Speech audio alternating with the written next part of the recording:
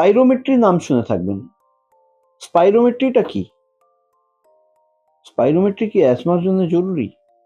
বা দমের কষ্ট যাদের হয় তাদের জন্য কি স্পাইরোমেট্রি জরুরি?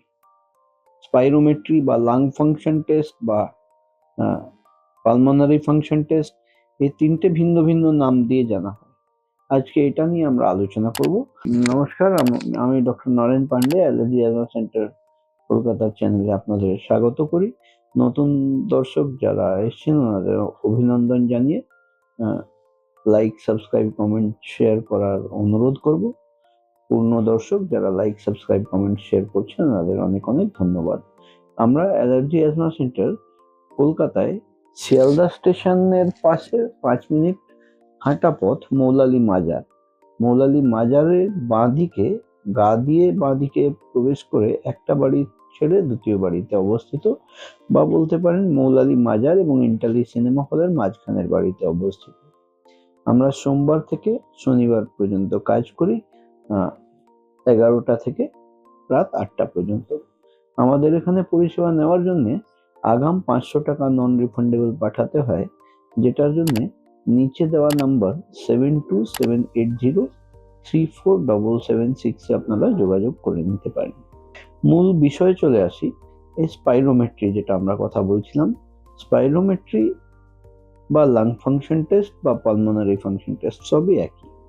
এবার স্পাইরোমেট্রি যখন করা হয়, স্পাইরোমেট্রি দুটো পার্টে করা হয়।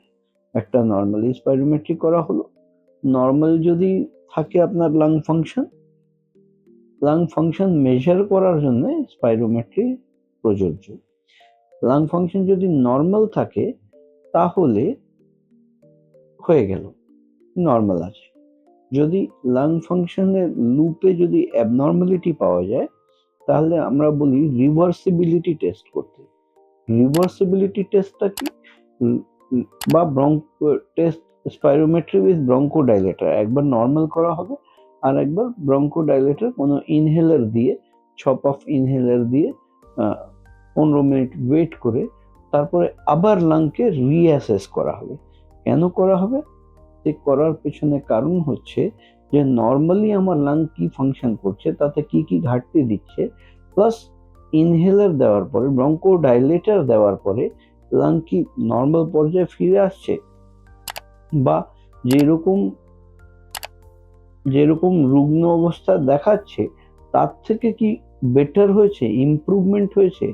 200 মিলিলিটার এয়ার বা 20% যদি বেটার পারফরমেন্স দেখা যায় রিভার্সিবিলিটিতে বা ব্রঙ্কোডাইলেটর দিয়ে যখন আবারও করা হচ্ছে, স্পাইরোমেট্রি আবার রিপিট করা হচ্ছে, তখন যদি 200 ml এর বেশি বা 20% বেশি রিভার্সিবিলিটি, বেশি বেটারমেন্ট যদি লাঙ্গে পাওয়া যায়, তখন আমরা এটাকে বলতে পারি অ্যাজমা।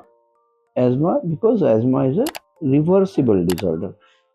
ওষুধপত্র দিলে রিভার্স হয়। আর যদি কোনো ইমপ্রুভমেন্ট না থাকে, আগে যেরকম ছিল ব্রঙ্কোডাইলেটর দেওয়ার পরে একই যদি থাকে, তাহলে আমরা ওটাকে বিভাগে আনতে পারবো। ওটা সিওপিডি বা ক্রনিক অবস্ট্রাকটিভ লাং ডিসঅর্ডার। এই ক্রনিক অবস্ট্রাকটিভ লাং ডিসঅর্ডার হলে ট্রিটমেন্ট একটু অন্যরকম হয়ে যায়। অ্যাজমা যদি থাকে তাহলে এই ট্রিটমেন্ট অন্যরকম হয়ে যায়। এই রাস্তা বিভাগটা চিনে নেওয়ার জন্য স্পাইরোমেট্রি একদম বেসিক আর খুব important gold standard of testing for asthma detection. আমাদের এখানে স্পাইরোমেট্রি করতে উইথ রিভার্সিবিলিটি চার্জেস 1200 টাকা আছে। আর এই পরিষেবা যদি নেওয়ার প্রয়োজন থাকে তাহলে এই নিচে দেওয়া নাম্বার 7278034776 ফোন করে যোগাযোগ করে আপনারা এসে এই পরিষেবা নিতে পারেন। আমরা কলকাতায় শিয়ালদা স্টেশনের পাশে 5 মিনিট হাঁটা পথ মৌলালী মাজারের গা দিয়ে বাঁদিকে প্রবেশ করে একটা বাড়ি ছেড়ে দ্বিতীয় বাড়িতে আমরা অবস্থিত। সোমবার থেকে শনিবার কাজ করি সকাল 11টা থেকে নিয়ে 8টা পর্যন্ত, কিন্তু আগাম অ্যাপয়েন্টমেন্ট খুবই প্রযোজ্য। আজকের মতন এখানেই শেষ করলাম। আপনারা ভালো থাকুন, সুস্থ থাকুন। এখনো যদি চ্যানেলটাকে লাইক, সাবস্ক্রাইব না করে থাকেন তাহলে দয়া করে লাইক, সাবস্ক্রাইব, কমেন্ট আর শেয়ার যদি আপনারা করেন তাহলে অনেক লোক যারা ওয়াকিবহাল নয় ওনারা জানতে পারবেন। আমি doctor Naren Pandey, allergy asthma centre, কলকাতার পক্ষ থেকে।